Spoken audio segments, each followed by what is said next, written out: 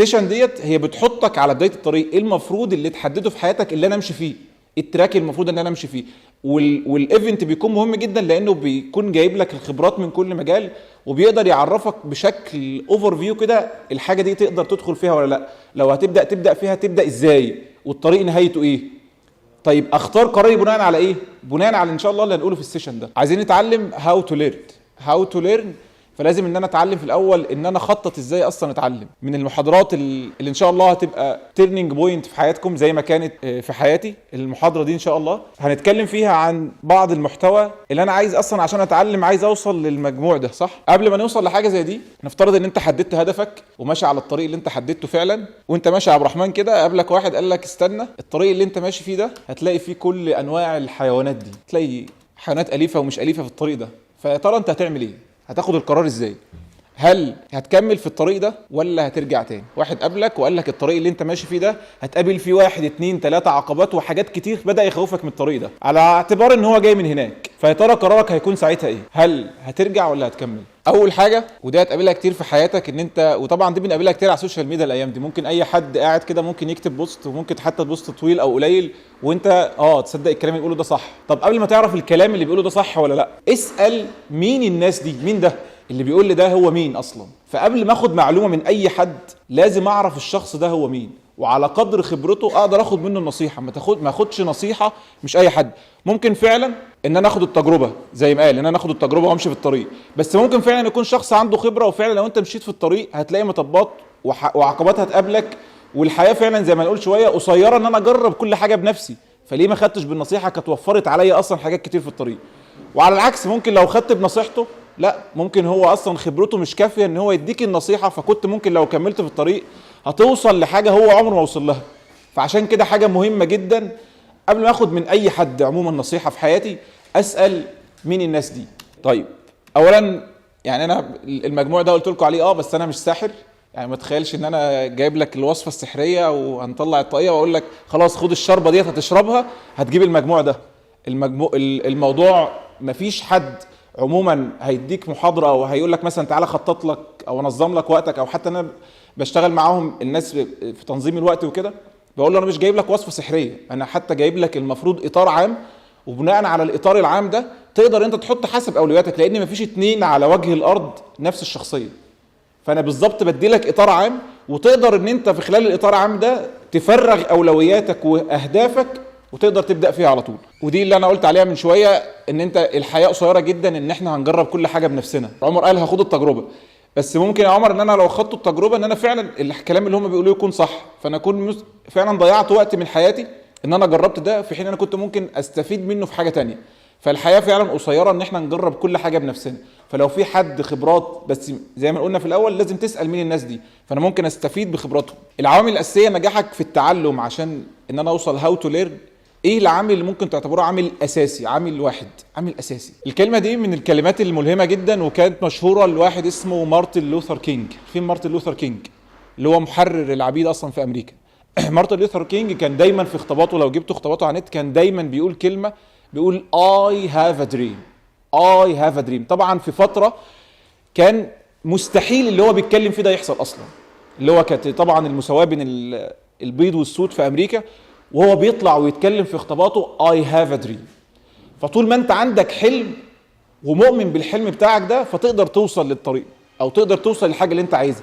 بس لازم الموضوع بقى انسى اللي هو انا عندي حلم واحققه وخلاص وهتفضل نايم مكانك مش هتعمل حاجه، لا، المفروض في خطوات عمليه تاخدها، وده اللي هنتكلم عليه، وده اللي واضح في الكتاب في كل صفحه فيه.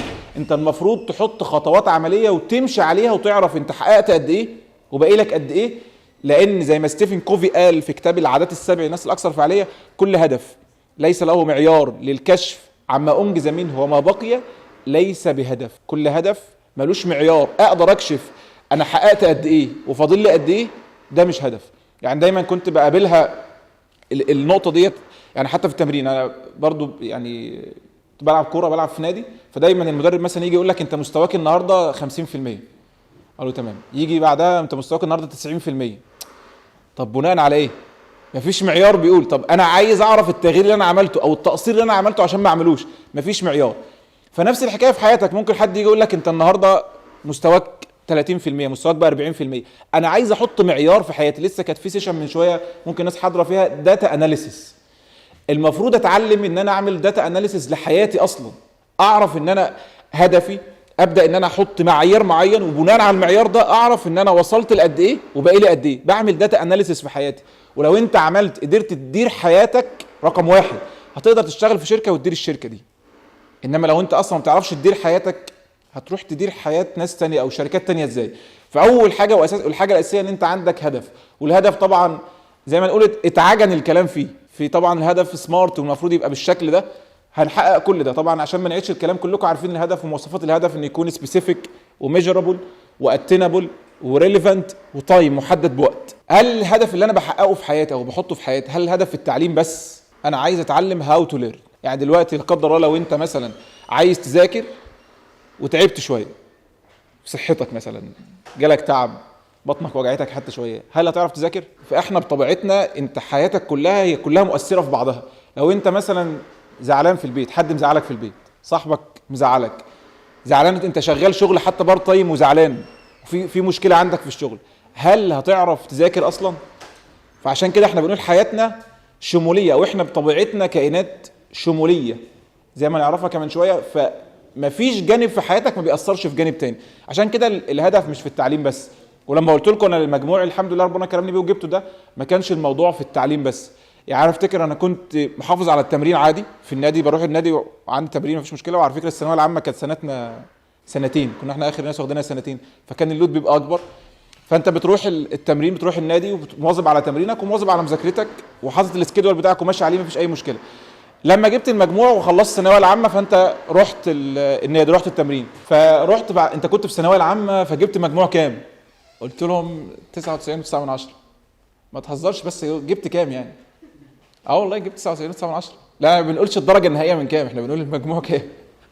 قلت لهم فعلا جبت كده. انت بتقول مجموع، وفعلا انا كنت جايب النتيجه ديت قبل ما تطلع من الكنترول. يعني انا الكراسه انا للاسف نسيت اجيب الكشكول نفسه. يعني انا الكراسه بتاع الثانويه بتاعتي معايا موجوده حتى الان، وكل ترم كل 4 شهور بيتعمل واحده تانية. ببدا ان انا اجدد السكيدول اصلا، النوت اللي معايا ببدا اجددها واعمل واحده تانية، فكل واحده محتفظ بيها. بس للاسف يعني نسيت اجيب واحده معايا. فانا كنت جايب المجموع بناء على الحاجات اللي انت معايير زي ما قلت حاططها لنفسك في المذاكره، وكنت جايبه الحمد لله كان 99%. المجموع في الاخر يعني بكرم ربنا كان 99.9. في الكليه لما دخلت نفس الحكايه، كانت مع اخر يوم امتحان انت بتجمع بالطريقه معينه اللي احنا هنقولها في الاخر كده معانا، بتجمع بطريقه معينه، وجبت المجموع اللي انت جبته. المجموع اللي كنت بجيبه في الكراسه ده كان بيطلع بعد كده بالكنترول. يعني انت بتجيب درجتك قبل ما الكنترول يعرف. فانا عايز اقول ان انا اصلا كنت جايب المجموع ده قبل ما النتيجه بتاع الثانويه العامه بتظهر بعدها بشهر مثلا، يعني ريس الامور يعني. فانا كنت جايب المجموع، فبالنسبه لي خلاص جبت المجموع، في الفرحه عادي، انا كنت فرحت يومها وانا عملت اللي عليا، فخلاص محدش هيحكم لي ويقول لي مثلا انت لو جبت المجموع ده يبقى انت كده كويس او وحش. انا عارف انا عملت ايه طول السنه، وعارف حاطط المعايير اللي حاططها لنفسي، وده المجهود اللي انا عملته، والحمد لله يعني عرفت ان انا مش مقصر وبذلت وعملت اللي عليا. فما جبت، ما هم الناس مثلا شايفه المجموع تمام ده مجموع عادي، انت مش متفاجئ يعني. فالحمد لله انت عارف الحاجه دي من قبلها. فاللي حواليك هتلاقوهم مستغربين في كده ليه؟ يعني بقول لك انت حياتك مش في جانب واحد بس، انت كنت عامل بالانس بين حياتك كلها. وده اللي احنا بنقوله. انا مش عايز اطلع من مذاكرتي وانا قاعد بذاكر وقاعد على الكتاب بالشكل ده، وطلعت في الاخر خسرت مثلا صحتي، طالع مثلا ظهري وجعني، طالع في حاجه مشكله في عمود الفقري. طب جبت مجموع جبت 100%، وطالع عندك مشكله في صحتك، هتصرفها منين؟ ايه الفلوس اللي في الدنيا كلها تعوضك بحاجه زي دي؟ وكذلك نفس المشكله لو انت طلعت وكان في مشكله مثلا مع زمايلك، مع اصحابك، مشكله مع زميلتك، وخسرت حاجه زي دي. ففي حاجات المفروض برضو على نفس قدر المجموع او على نفس قدر التحصيل الدراسي برضو ليها اهميتها. فعشان كده بنقول الهدف في حياتك مش جانب واحد بس. اتكلموا فيها كتير علماء نفس، او العلماء اتكلموا فيها كتير في ازاي جوانب الحياه او ال7 جوانب الحياه المتزنه. ما كانوش 7، كانوا 4، وهتلاقوهم في كتاب العادات ال7 اتكلم عليهم تي هارف ايجر في كتاب اسرار عقل المليونير اتكلم عليها، واتكلم عليها ستيفن كوفي في كتاب العادات ال7. وكانوا 4، هتلاقوهم 4 جوانب: البعد النفسي والجسدي والروحي باشكال كتير. كان اخر شكل كانوا هم 7 جوانب، دول اللي هتلاقوهم موجودين في الكتاب. ال7 جوانب بيبدا بالجانب الروحاني، ثم الصحي، ثم الشخصي، ثم العائلي والاجتماعي مع بعض، ثم اخر حاجه المهني والمادي. المذاكره فين بقى في دول؟ مفيش مذاكره، مش هنذاكر. المهني بالنسبه لي كطالب مهنتي اللي هي المذاكره، فده بالنسبه للجانب المذاكره، فهشوفه هتبقى في الجانب ده. طبعا طب انا هركز ليه يا باشمهندس على كل الحاجات دي كلها؟ اكتر جانبين، يعني لما تيجي تقول لحد انت عايز ايه في حياتك، يقول لي اديني شغل وفلوس، اديني شغل وفلوس، مش عايز حاجه، مش عايز حاجه تانية. لو جينا شفنا اعلى دخل للفرد في العالم بدون ذكر اسماء يعني سويسرا، وبرضه اعلى نسبه انتحار. منظمه الصحه العالميه كانت عامله احصائيه في 2020 ان الانتحار عندهم كل 40 ثانيه في حاله، كل 40 ثانيه في حاله، وكانوا بيقولوا المعدل بيزيد مع انه اعلى دخل واعلى شغل. يبقى في جانب هم حتى علماء النفس عندهم بدا يشوف طب الفرد عندنا المفروض مش محتاج حاجه، فايه اللي محتاجه؟ فبدا ان هو يدخل الجوانب دي كلها. هو محتاج يبقى له صله بربه بخالقه على اختلاف دينه، بس الركن الروحاني لازم يبقى اول ركن عنده. الركن الصحي لو في مشكله في صحته هو مش هيعرف يديني اصلا ولا يعرف يدي نفسه، فلازم يهتم بصحته. شخصيته في شخصيته ان هو محتاج يطور نفسه سواء في مجاله او في مجالات تانية. العائلي لو في مشكله، او حتى بيبقى في بلاد بره بيعمل دايما استاتيكس او احصائيه او زي فورم كده يشوف حاله في بيته عامل ازاي، لان لو في مشكله في بيته ما اتحلتش هو هيجي ياثر في شغله. فالجانب العائلي مهم. والجانب الاجتماعي، الجانب الاجتماعي لازم ان هو بيكون بيساعد الناس. لما تيجي تقدم في سكولارشيب بعد الجامعه، تقدم على منح بره، بتلاقيهم اصلا بيسالوا انت شغال في جانب تطوعي ولا لا. يعني الناس الاورجنايزر اللي معانا اللي هم يعني انت بتشوف ممكن بنشوفهم قدامنا بس هم بيكونوا سهرانين وبيعملوا حاجات كتير، والشغل في العمل التطوعي طبعا هو بيكون من غير مقابل، بس هو مقابل ذلك هو بيستفيد، بس هو بيدي كتير من وقته، ودي في حد ذاتها يعني حاجه يشكروا عليها يعني. فالجانب الاجتماعي ده مهم لكل واحد، مهم ان هو يكون شغال في حاجه تطوعيه، حاجه بيخدم المجتمع، انت مش لنفسك. فهو بره لما تيجي تقدم على سكولارشيب هو بيسالك هل انت في حاجه بتعملها تطوعيه ولا لا، ولو بتقدم حاجه تطوعيه بيكون لك الاولويه على على ناس تانية. هو مش عايزك شخص اللي هو خامل، لا، عايزك شخص تكون بتاثر في المجتمع اللي حواليك. فالجانب الاجتماعي مهم. واخيرا الجانب المهني اللي هو سواء انت طالب مذاكرتك او بعد كده شغل، ازاي تنظم شغلك، وبالذات ازاي تنظم شغلك. كان واحد من الكتب اللي هو الريفرنس معايا في الكتاب اسمه القواعد العامه لريتشارد تيمبر، هو كتاب مترجم من افضل الكتب. وطبعا هو الكاتب بيحكي برضه قصته هو شخصيا، كان في الشغل ازاي منبوذ اصلا في الشغل وبقى هو المدير بتاع الشغل اصلا. فبيحكي اصلا في كتاب اسمه القواعد العامه، هتلاقيه ريفرنس في الكتاب عندنا، اتكلمنا عليه كتير في الجانب المهني. فبس مش مذاكره بس، لا، مذاكره وبعد المذاكره الشغل. واخيرا في الجانب المادي ازاي ان انت تنظم الماديات بتاعتك، لان الفقير لو اديت له مليون جنيه برضه هيضيعه، تصرفه فيه هيكون تصرفه زي لو معاه 100 جنيه. فانت لو معاك 100 جنيه ازاي اصلا انت تقدر تنظم ال 100 جنيه دي، عشان لما يبقى معاك فلوس اكتر تقدر تنظم برضه الحاجه دي زي ما كان. لان الطبع، حتى انا بقولها دايما، انت في فتره الكليه دي الفتره اللي انت بتشكل فيها نفسك للمرحله اللي جايه.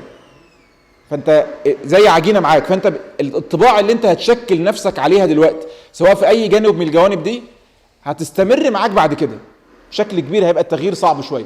فدي احسن فتره انك تشكل فيها شخصيتك باي ديفولت. يعني الكراسه هتقعد تقول يا باشمهندس لسه انت بتسطر وبتكتب وبتعمل، انا حتى الان لسه بعمل، بس في حاجات بقت باي ديفولت، انت بقى دي الطبيعي بتاعتك بتعملها. يعني بقى خلاص انت مشيت على روتين يومك، وده روتين يومك اللي انت ماشي. والروتين ده مش حاجه وحشه على فكره، عشان بس ما تقوليش انت توصل اصلا في حياتك ان انت تبقى ماشي على روتين ايجابي، فدي حاجه كويسه، مش حاجه سلبيه زي ممكن احنا عارفين. فاللي انت توصل من دلوقتي ان انت تطبع نفسك على طباع ازاي ان انت توازن من جوانب حياتك كلها، عشان لما تطلع الستيب بعد كده، المرحله بعد كده، تقدر فعلا تكون عندك نفس الطباع ديت وبتعملها تلقائي زي ما بنقول. سؤال مهم لازم اساله لنفسي سواء في اي جانب من الجوانب، بالذات قبل ما اتعلم، بالذات انا ليه عايز الهدف ده اصلا، ليه عايز اتعلم. السؤال ده هو بالظبط عامل هو البنزين بتاع العربيه مش هتنفع تمشي من غير بنزين. فنفس الحكايه، ليه عايز الهدف. السؤال ده كلمه ليه يعني حتى كانوا دايما بيقولوها حاول تجاوب عليه 6 مرات، يعني 6 وايز، بيسموها 6 وايز. يعني ايه 6 وايز؟ انا عايز احقق هدف معين علشان مثلا عشان ارضي ربنا سبحانه وتعالى. طب ليه؟ علشان مثلا يبقى معايا فلوس واساعد عيلتي. طب ليه 6 مرات 6 وايز. ففي اي هدف حاول تجاوب على هتوصل للجدر زي ما بنقول كده، ان انت عايز الهدف ده ليه اصلا. فالهدف زي ما قلنا الوقود اللي هيحركك عشان تحقق هدفك ان انت تحدد الاول ليه عاوز الهدف ده.